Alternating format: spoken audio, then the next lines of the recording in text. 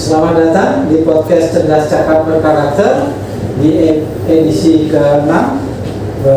Hari ini kami bicara tentang PPDB Jakarta yang saat ini sedang berlangsung di jalur afirmasi.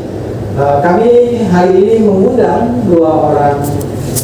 satu orang tua murid yang anaknya saat ini mendaftar di sekolah SD, SMP, dan SMA. Satu lagi ada Ibu Puspa Yunita, salah seorang penggiat sosial yang selama ini membantu warga untuk mendaftarkan anak mereka mendaftarkan melalui sistem online PPDB Jakarta. Selamat siang Ibu Maya, Ibu Puspa. Siang Pak. Apa kabar? Baik Kak. Alhamdulillah. Selamat datang di podcast Cerdas Cakap Berkarakter. Ibu Maya anaknya 3 ya, masuk sekolah semua. Nah, yang satu yang jenjang SMA sudah selesai, sudah lulus, maksudnya sudah diterima. Alhamdulillah sudah masuk ke madrasah Aliyah Negeri 11. Ya memang sebenarnya masih mau coba di SMA. Artinya mau pindah? Enggak pindah. Jadi kalau untuk kayak Kemenak sama Kemendikbud itu kan beda sistem. Jadi masih bisa. Jadi tetap mau coba di SMA. Oke, ada yang ingin kami tanyakan Ibu Maya nih selama proses PPDB ini.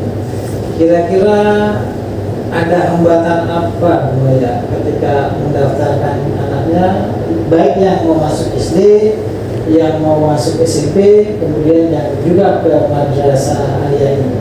Hambatan apa kira-kira dengan sistem PPDB online ini? Ya, kalau untuk yang SD alhamdulillah sudah aman.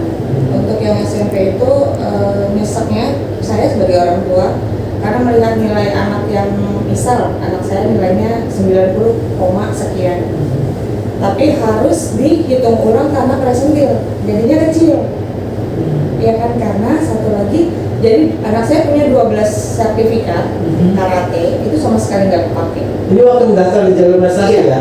Karena dari kalau untuk yang masuk SMP ini kan karena udah dapat nilai SIDA NIRA, jadi semua sertifikat udah dikumpulin.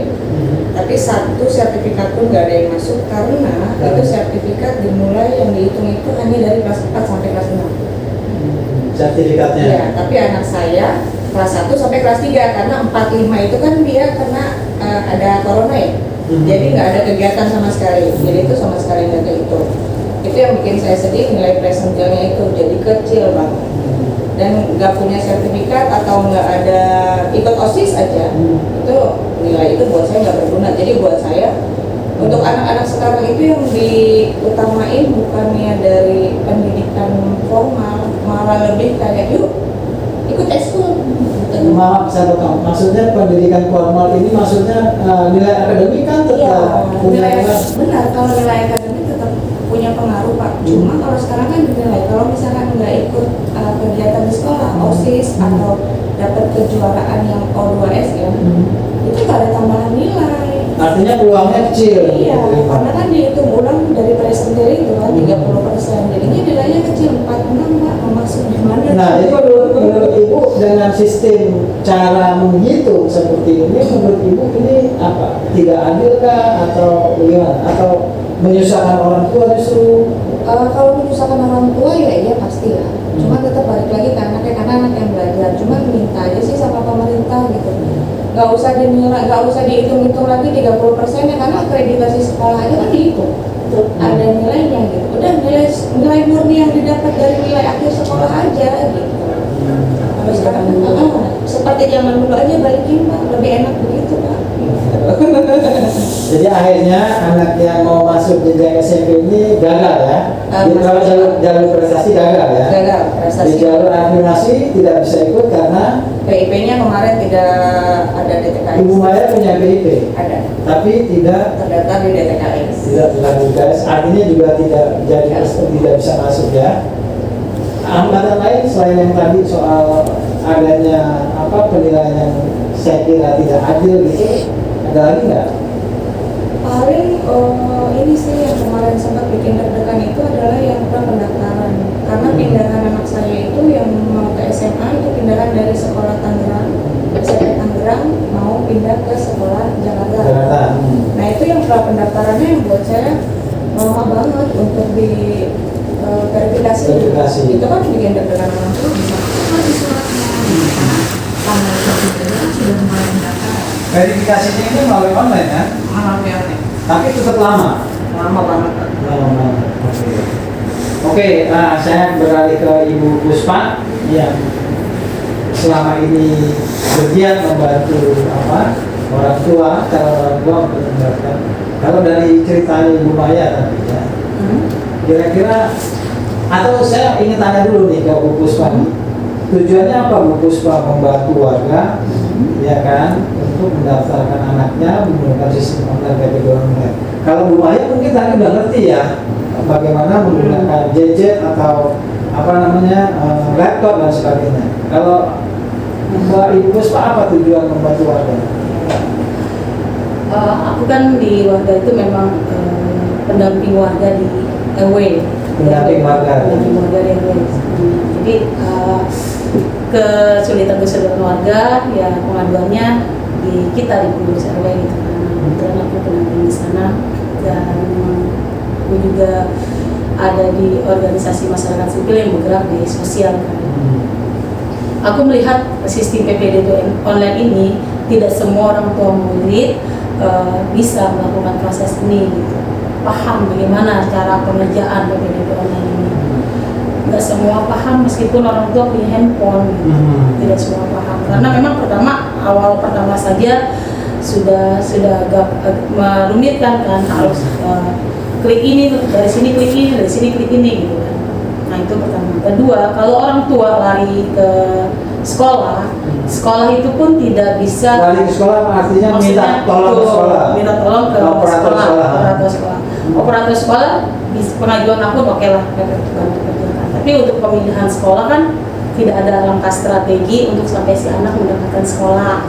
Jadi misalnya pengajuan akun, lalu ada masuk mulai pendaftaran. Nah itu kan sekolah hanya bisa bantu pilihan 3 sekolah gitu kan. Ketika lolos, oh Bu maaf ya lolos anaknya, jadi nggak ada upaya mengejar bagaimana nih gitu kan. Jadi si orang tua bingung kembali. Terus ketiga misalnya orang tua ke warnet mereka harus berapa kali balik ke warnet gitu. Misalnya anaknya nggak lolos, balik lagi ke warnet, itu makan biaya juga. Nah saya kepedulian sih lihat itu, miris banget ya kok pemerintah bikin sistem pendaftaran peserta didik baru seperti ini, maksudnya ingin memudahkan, tapi upaya fasilitasnya itu tidak maksimal. Misalnya dia di sekolah disediakan lah petugas PPDB online yang memang mengurusi itu setiap hari sampai upaya bagaimana, atau diadakanlah edukasi bagaimana orang tua murid bisa mengerjakan PPDB online ini dan langkah strateginya gimana nih anak-anak ini ketika tidak lolos harus bagaimana lagi gitu kan. Jadi operator sekolah yang tidak berfungsi seperti yang dia hanya tidak bisa dia misalnya ini gimana lagi pak, tidak ada upaya sampai si anak ini mengejar dia, terus edukasinya pun tidak sampai ke ibu-ibu gitu kan. Nah akhirnya aku dengan warga sekitar ataupun teman-teman yang terhubung sama kontak aku dan bertanya, ya udah kita bikin grup PPDB. Kita bikin grup PPDB mengerjakan bersama. Jika JKWP-nya hidup pagi, ya udah kita sama-sama nge-gembel JKWP itu. Ibu-ibu semua pegang handphonenya mereka masing-masing kan. Waktu dari mulai pengajuan aku udah aku ajarkan itu sama ibu. Ayo, jadi aku bukan aku yang mengerjakan, bukan. Tapi aku mengedukasi warga. Ayo, sama-sama pegang gadgetnya gitu, sama-sama pegang handphonenya. Yang nggak ada kuota, ayo pakai JKWP, tethering gitu kan. Apa dulu nih gitu kan. Ada kakak, harus upload kakak dan akte. Ayo siapkan gitu. Ternyata upload kakak langsung foto, MB-nya kegedean kan. Nggak bisa. Oke, kita buat PDF dulu, kita scan dulu. Aku bantu, karena mereka ada aplikasi namanya ini. Jadi ibu-ibu yang nggak tahu tuh jadi ada masukan, begini gitu. Setelah mereka mengerti pengajuan akun dan sudah diverifikasi, lalu aktivasi kan. Aktivasinya gimana Mbak Dita? Ayo lagi kumpul lagi di JKWP gitu. Ketika JKWP mati itu, udah ya ke rumah saya aja kita bareng-bareng gitu kan. Nah, udah gitu udah aktivasi. masih di Jakarta kan, maksudnya nggak jauh. di Jakarta, tapi kan gini loh, orang tua itu sama anak-anak handphonenya itu wifi apa kuotanya itu gede anak-anak ya maksudnya. Jadi orang tua itu tidak memprioritaskan gitu kan. Jadi ya udah, tapi memang benar kok aku menyarankan kalau ada JWiFi kenapa nggak digunain ya kan? Ya. Nah akhirnya pengajuan aku selesai tanggal 10 Juni baru pendaftaran baru dah. Menurut aku sistem PPDB online ini setiap tahun itu jadi momok bagi kita warga miskin kota kelas bawah. Oke, sebelum sampai ke sana, saya tadi tertarik. Artinya memang bahwa banyak orang tua murid yang nggak begitu paham ya. Betul. Proses PPDB online ini. Betul. Meskipun tujuan pemerintah agar ini bisa Memudahkan dan sebagainya kan. Tapi ternyata tidak. Tidak. Iya kan. Yang kedua tadi Ibu Puspa bilang strategi. Strategi supaya anaknya bisa ini mengejar terus udah nggak lolos, ayo kita cari lagi. ini karena apa nih?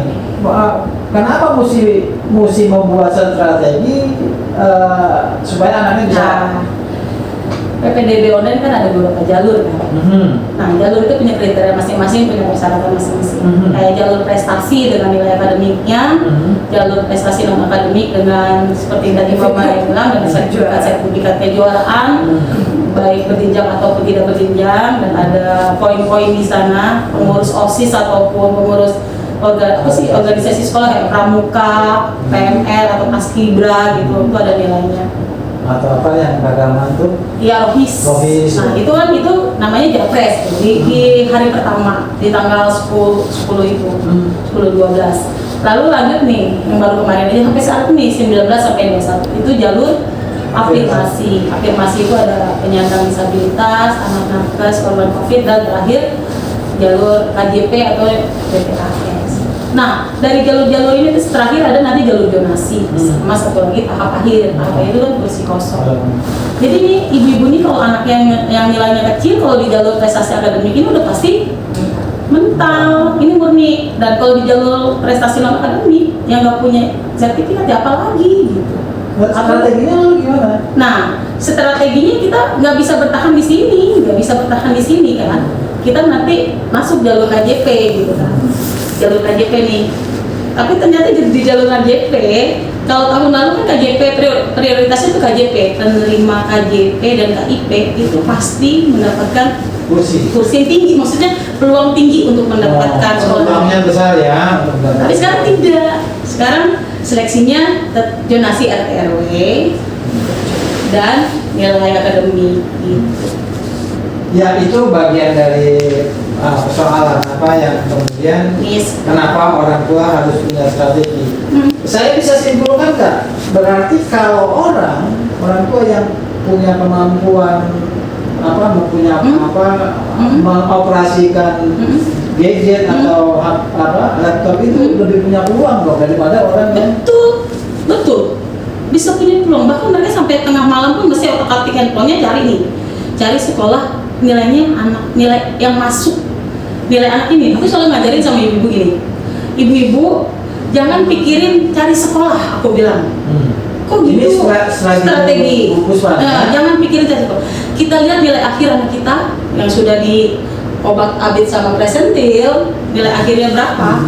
Beda kan? Tidak nilai saya 9 rata-rata, tapi di sini cuma 44, 45 gitu. Nilai akhir ini sekian. Pertama, kita ke sekolah, karena kan baru pertama jalur prestasi itu. Masukin. Ternyata mental-mental, jangan. Kita buka klik itu memantau seleksi, hasil seleksi. Cari sekolah yang nilai anak ibu masuk. Aku kita kan dulu, kok gitu Mbak Dita? Iya memang, cari dulu yang anak ibu masuk. Ketika anak ibu masuk, baru mendaftar. Walaupun sekolahnya jauh tuh ya. Enggak kan, kalau prestasi nilai memang tidak terbatas. Tapi kalau zonasi tidak Bang. Di rumah gua, di RW gue nggak ada Bang sekolah. Adanya PAUD. Jadi gua cuma lulus sekolah PAUD cuma itu dong. Sama. Gua sempet aneh soal itu kemarin. Iya, jadi cari dulu yang nilainya masuk, zonasinya masuk, aku bilang. Ya karena di RW kita nggak ada sekolah, ya jadi prioritas ketiga kan. Di kita adanya zonasi kelurahan, RT RW nggak ada, tapi peluang terbesar jadi ke RT RW kan. Sampai sekarang tahap ini nggak ada yang masuk karena wilayah aku nggak ada sekolah di RT RW. Tapi kawan-kawan yang suka yang juga meminta tolong edukasi ke kita, aku sampaikan peluang kamu besar karena di RW kamu sekolah dekat. Tadi kalau Bu Puspa bilang soal afirmasi yang tahun lalu tidak memasukkan zona sebagai alat seleksi, sekarang dimasukkan. Nah itu Mbak Ibu Puspa anggap sebagai temuan atau sebagai kekeliruan dari Dinas Pendidikan?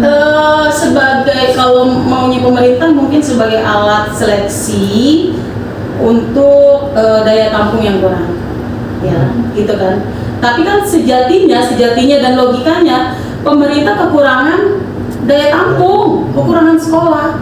Jadi dia mensiasati penyeleksian bagaimana nih biar bisa menyaring anak-anak CPDB ya, calon peserta didik baru direkrut dalam sekolah negeri gitu kan. Ya seperti itu yang harusnya di jalur KJP afirmasi ini ya jalur afirmasi saja, ngapain pakai zonasi tuh, nanti kan tanggal 28 jalur zonasi. Jadi bukannya mempermudah malah mempersulit, jadinya buat sepihak para pembuat kebijakan saja nih yang menguntungkan bahwa daya tampung kita segini, kita siasati begini. Gimana menentukannya? Ya, jadi dia berpikirnya daya tampung kita segini, ini sudah kita siasati saja seperti ini, kita bikin aja seleksi zonasi di jalur afirmasi. Tapi kan tidak lihat ke bawah dong. Itu nggak melihat apa peserta. Iya dong. Kenapa para pembuat juknis pejabat-pejabat terkait di sini sebelum membuat itu investigasi dulu ke bawah, belajar dari tahun-tahun sebelumnya. Kenapa setiap peraturan itu seperti tahu bulat gitu, dia buat sekarang berarti sekarang itu kan udah sistemnya tidak semua dimengerti orang tua murid, ditambah lagi rumit. Jadi menurut aku sistem PPDB online ini menyesatkan ya. Menyesatkan. Maksudnya juknisnya menyesatkan atau juknisnya. Jadi gini, sebenarnya sejatinya ya Bang Jin, sekolah adalah hak setiap warga negara dan negara menjamin itu. Pendidikan. Benar nggak? Ada di undang-undang tuh. Betul. Tapi pemerintah menghadirkan anak-anak untuk masuk sekolah negeri daya tampung kurang, dihadirkan juknis yang menyesatkan pemerintah, dihadang dengan juknis yang menyesatkan. Harusnya upayanya gini, daya tampung kurang nih, ya kan, buat sekolah baru atau apa gitu ya, sekolah swasta atau sekolah swasta ada PPDB bersama itu ada. Tapi di Jakarta itu baru di Jakarta loh, provinsi lain belum. Itu kuotanya cuma ada 400 sekolah, kursinya cuma ada 8.426. Ini kan untuk semua jenjang? SD enggak ya? Iya, terbagi-bagi. Dan hasil dari CPDB ini aja tereliminasi 17.000 Bang, gitu loh. Jenjang apa nih? 17.000? SMP, SMA, SMK. Oh, gitu loh. Ini tidak sekolah nih, artinya bisa tidak sekolah. Jadi terserah nih, ini pemerintah nggak mikirin ini anak nih. Nih 17.000 ini pemerintah yang mikir kalau lo tereliminasi, ya lo sekolah swasta, kan banyak sekolah swasta. Orang tua harus berkorban dong untuk anaknya sekolah, biaya dan segala mungkin itu pikiran. Tapi kan bagi orang tua yang anaknya lebih dari satu macam mana, kondisi ekonominya lemah macam mana, gitu kan sebenarnya. Tidak ada upaya memikirkan ke situ. Jadi kebijakannya tidak setara dan tidak berkeadilan sosial yang menurut aku untuk pendidikan ya. Iya, oke. Tadi ini kan sudah 2 jalur ya, sudah dilaksanakan. Yang satu sedang berlangsung. Jalur afirmasi, iya. Ya, sedang berlangsung. Prestasi sudah selesai ya. Oke, Ibu Puspa. Jadi temuan apa yang Ibu Puspa dapatkan di proses PPDB yang sudah berlangsung di jalur prestasi ya, dan yang sedang berlangsung di jalur afirmasi? Apa temuannya yang kira-kira merugikan anak-anak terutama dan orang tua? Oke, kalau di jalur prestasi non akademik aku sih kemarin nggak ngawal itu karena warga yang aku kawal mendapat prestasi O2SN aman. Nah tapi kan dari kawan-kawan lain aku dengar banyak ketimpangan ada kejuaraan yang menggunakan sertifikat virtual tapi lolos dan poinnya tinggi gitu kan. Nah itu kan juga rancu ya jadinya ya. Sudah keluar dari Juknis. Di Juknis kan nggak ada sertifikat virtual poinnya berapa. Meskipun internasional, cuma kan waktu zaman kita dulu virtual itu adanya di masa pandemi. Kalau nggak di masa pandemi, apakah masih berlaku sertifikat virtual? Aku sendiri dari pencaksilat sertifikat virtual udah nggak berlaku. Nah itu kan temuan gitu. Jadi sederhananya ada festival atau perlombaan yang diadakan di luar, kemudian anak-anak di DKI Jakarta atau Indonesia mengikuti lomba atau festival secara virtual. Artinya mereka mengirim video ya. Video, kalau virtual tuh video pasti. Video kan? Video. Kemudian anak-anak ini akan dapat sertifikat. Iya. Dan sertifikat itu sangat berhasil. Mungkin jenjangnya internasional. Tapi kan virtual. Itu bagian temuan yang. Kalau menurut aku temuan ya. Itu banyak juga kawan-kawan yang kayak kok sertifikat pencaksilat virtual kita nggak berlaku ya, kok itu berlaku gitu. Ya kan, itu pertama. Kedua, kita kan kadang gini, kalau ada pertanyaan Bang James tadi bertanya sebelum PPDB, pasti kita nggak bisa jawab karena kan belum menemukan. Tapi di afirmasi ini kemarin, walaupun sudah diterapkan di Juknis ya, bahwa afirmasi prioritas 3 yang KJP, DTKS prioritas 2 yang KJP dan DTKS itu kan seleksinya zonasi prioritas dan indeks nilai prestasi akademik ya kan. Itu aku pikir sih bakal sebelum aku melakukan pendaftaran bersama ibu-ibu aku merasa belum ada hambatan, tapi begitu kita melakukan itu ya ampun sok banget. Jadi masa jalur KJP seleksinya zonasi RT RW itu bagaimana, sedangkan jalur zonasi kan ada sendiri nanti tanggal 28 gitu kan. Kenapa jalur afirmasi seleksinya zonasi? Pas aku tanya ke kawan bilang ada di Juknis kok, coba lu buka lagi Juknisnya lu baca. Aku lihat memang ada, tapi ternyata mengacaukan dong. Aku pikir walaupun seperti itu, tapi tetap ada benefit bagi siswa yang mendapatkan KJP plus PIP. Kalau tahun lalu kan KJP dan PIP itu peluangnya besar untuk mendapatkan. Karena tidak ada zona itu. Iya. Karena seleksinya nggak ada. Jadi kalau tahun lalu kayaknya sih kalau aku lupa ya. Jadi KJP plus PIP atau KJP plus KIP. Terus seleksinya adalah usia. Bukan nilai akademik. Dan zona ya. Dan zona dan itu ya senang lah ya. Jadi acuan buat tahun depan nih, ini anak-anak kita dapat KJP PIP nih, ada peluang nih Mas Menteri. Ternyata pas kita daftar kemarin ya mental semua karena di RT kita kan nggak ada sekolah SMP atau SMA. Itu temuan ya? Temuan lah, jadi maksudnya ternyata nggak efektif banget. Apa gunanya jalur KJP? Ternyata pas kita daftar lagi nih, ada warga lagi daftar, Mbak Nita ternyata begini, tidak terdaftar gini tulisannya, jalur ini khusus penerima atau yang terdaftar di DTKS, penerima yang terdaftar di DTKS. Berarti ibu anaknya nggak dapat KJP? Enggak, emang nggak terdaftar di DTKS? Itu Bu, DTKS kena pemutahiran verifikasi, jadi sebelumnya terdaftar. Tapi belakangan ini ketika ada administrasi yang tidak sinkron alamat dengan tempat tinggal, akhirnya diverifikasi, DTKS kena pemutahiran, ya lost, hilang, tidak terdaftar dan baru ke sini, kan kacau banget. Nggak adil banget gitu. Jadi artinya bahwa Juknis tahun lalu untuk afirmasi ya, untuk jalur afirmasi itu lebih baik daripada yang sekarang. Kalau menurut aku gitu sih, karena PPDB ini berubah tiap tahun ya, nggak bisa kita jadiin patokan bahwa kita harus begini. Karena persyaratannya ini tidak gitu, tiap tahun selalu berubah. Jadi ini anak ini kita siapin apa dong gitu, ya kan? Apa sih ini kayak kita mau ke SMP apa nih yang mau kita siapin. Tapi di PPDB online ini juknis itu selalu berubah tiap tahun bang, nggak bisa dipegang. KJP PIP bisa masuk negeri, sekarang tidak gitu loh. Oke, saya beralih ke Ibu Maya. Apa harapan Ibu Maya ya kan ke depan supaya tadi hambatan-hambatan tadi itu tidak terjadi lagi? Harapan Ibu Maya ke pemerintah, terutama dinas pendidikan dan program apa? Yang tadi Bu Gita bilang sih, sistematisnya kalau bisa sosialisasinya jauh-jauh hari. Jadi segala sesuatu itu bisa disiapkan sama orang tua gitu kan. Karena kadang ada anak yang memang nggak mau ikut kejuaraan, tapi dia ikut ekskul, nggak mau ikut kejuaraan. Tapi kalau sosialisasi dari pemerintahnya jauh-jauh hari, ini ada yang ikut O2SN pasti bisa masuk negeri. Itu yang harus dikasih tahu di awal-awal.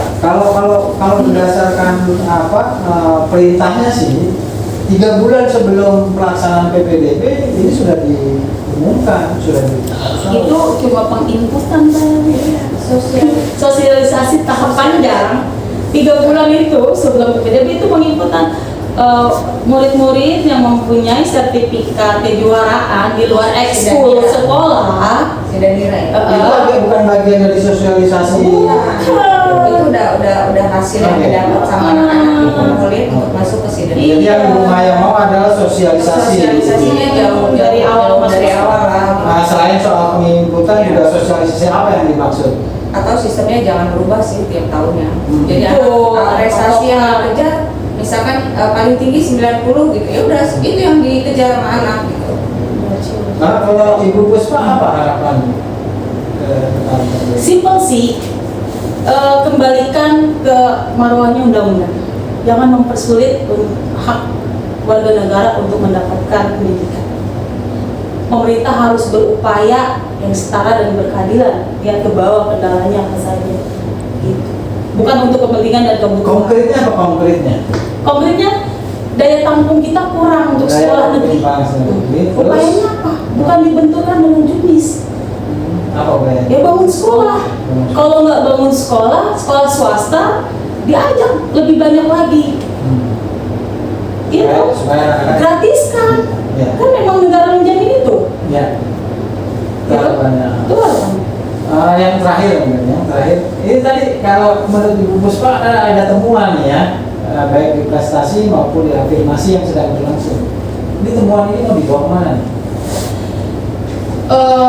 Mau dibawa ke Komisi Perlindungan Anak, ke polisi atau ke mana?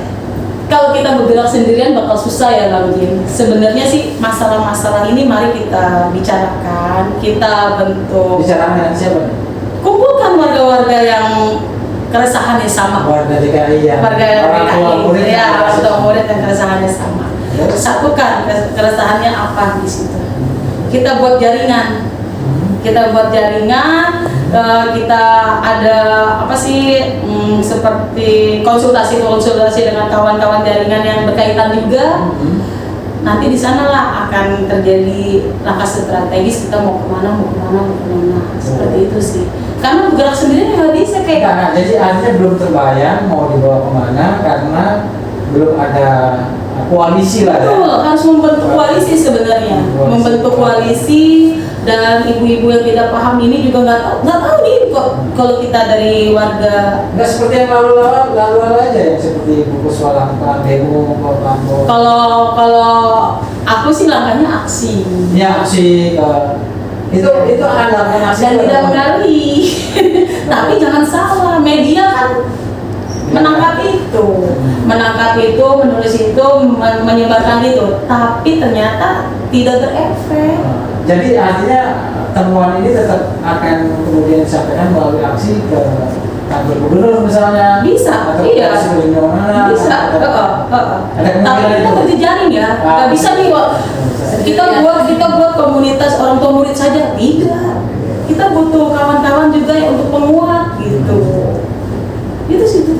Harapan buat masyarakat sendiri apa? Ini kan tadi Ibu Puspa bilang warga DKI Jakarta yang mengalami keresahan yang sama, mengalami kekecewaan sama, itu berkumpul, bersatu, bergabung untuk menyuarakan ini. Kira-kira Kalau dari warga dari Bu Puspa sendiri selama ini kira-kira ada peluang nggak untuk menyatukan warga?